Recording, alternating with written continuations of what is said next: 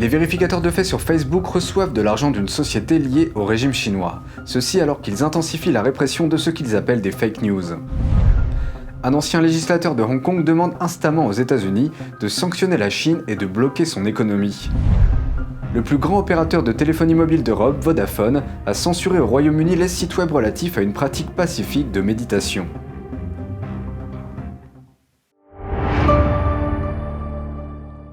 Bienvenue dans Regard sur la Chine, je suis Vladian Huitens. Facebook déclare qu'il sévit contre les fake news, mais les fact-checkers que ce réseau social engage reçoivent de l'argent d'une société liée au régime chinois. Facebook affirme que son armée de fact-checkers est indépendante, mais un rapport récent montre qu'il pourrait être financé par des partis controversés. Un article de The Epoch Times indique que Lead Stories, l'un des fact-checkers de Facebook, est en partie payé par une entreprise liée au régime chinois. C'est ce qui ressort du site officiel de Lead Stories. La société affirme que ses principales sources de financement jusqu'à présent cette année comprennent ByteDance, qui est la société mère chinoise de TikTok. TikTok affirme qu'elle travaille avec des entreprises comme Lead Stories afin de soutenir les efforts visant à réduire la diffusion de la désinformation. ByteDance travaille avec l'agence de police du Parti communiste chinois.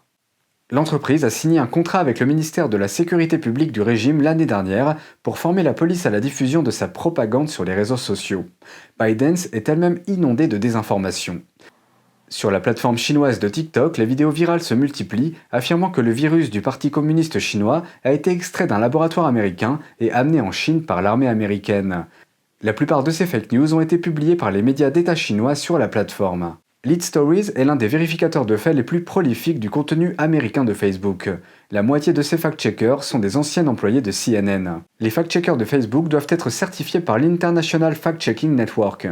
Cette association est financée par le fondateur d'eBay et principal donateur démocrate Pierre Omidyar, ainsi que par Google et le milliardaire progressiste George Soros. Ni les fact-checkers ni ByteDance n'ont répondu à la demande de commentaires de The Epoch Times. Un ancien législateur de Hong Kong demande instamment aux États-Unis d'empêcher la Chine d'avoir accès à son distributeur automatique. C'est ainsi qu'il appelle le système financier de Hong Kong. Il ajoute que le fait d'en priver la Chine obligera le régime à revenir à la case départ. Don Ma de NTD nous en dit plus. What they did to Hong Kong is they want a complete control on Hong Kong, and why they try to do so is that they need Hong Kong to be their ATM to support their own economy. Le législateur de Hong Kong, Bajio Lung, demande maintenant l'asile politique aux États-Unis. Ceci après que la Chine l'a évincé pour ses activités de défense des droits de l'homme. Il a déclaré vendredi que les États-Unis devraient empêcher les banques de Hong Kong d'utiliser le réseau de messagerie SWIFT. Ce dernier est utilisé par les banques du monde entier pour envoyer et recevoir des informations, comme des détails pour les transferts d'argent. Le réseau utilise le dollar américain comme monnaie. L'exclusion de la Chine du système frapperait durement l'économie du pays. China's economy is not that strong as years ago. For our China economic circle, the mortgage and the housing part is just like what was happened in US in year 2008. If any one sector that got crushed, the other part will go crushed too. L'économie de Hong Kong est importante pour la Chine, et le dollar américain en est le cœur. L'idée de bloquer l'accès des banques de Hong Kong au dollar américain est née au début de l'année, après que Pékin a imposé sa loi de sécurité nationale à Hong Kong. Si elle se concrétise, cette mesure portera un coup dur au centre financier international et par extension au Parti communiste chinois. En effet, les investissements des entreprises étrangères vers la Chine doivent d'abord passer par Hong Kong. Il est largement admis que les libertés de Hong Kong sont érodées, suite à l'adoption de la loi sur la sécurité nationale.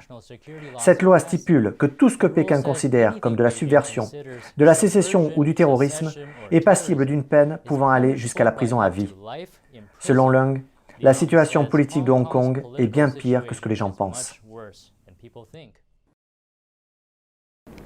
Every day, when we wake up when we look at the mobile screen, the first thing to pop up is that who of our friends are being arrested, who of our friends is being sentenced to jail, and who of them is being appealed because the regime won the heaviest punishment on them. And this is our daily life. Leung souligne également que la Chine communiste représente une menace pour l'ensemble du monde libre. I think this is not a problem of Hong Kong versus China or US versus China. It is the free world versus the largest dictatorship that we have met. Dans le cadre de l'accord conclu en 1997, lorsque la Grande-Bretagne a rendu Hong Kong à la Chine, Pékin avait promis à la ville 50 ans d'un haut degré d'autonomie. Cela signifie que le système communiste chinois ne peut être pratiqué à Hong Kong avant 2049.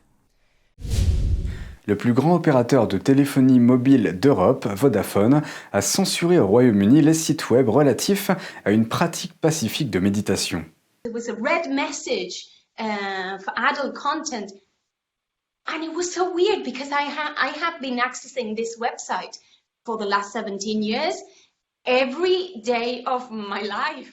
Natalia Nutting nous a dit qu'elle avait trouvé des sites web reliés à une ancienne pratique de méditation étiquetée comme étant du contenu pour adultes. Cela s'est produit après qu'elle a changé d'opérateur pour Vodafone ce mois-ci. Pourquoi une pratique inoffensive d'amélioration de soi et bonne pour tous les âges serait-elle étiquetée comme adulte et bloquée? Au Royaume-Uni, elle est pratiquée librement. Mais en Chine, le Falun Gong, également connu sous le nom de Falun Dafa, est interdit et sévèrement persécuté par le régime chinois. We have freedom of belief, freedom of information. All throughout the week, I've been very, very sad, very, very sad. I really want to speak out. Vodafone lui a dit que la seule façon d'y avoir accès était d'entrer les détails de sa carte de crédit pour vérifier son âge.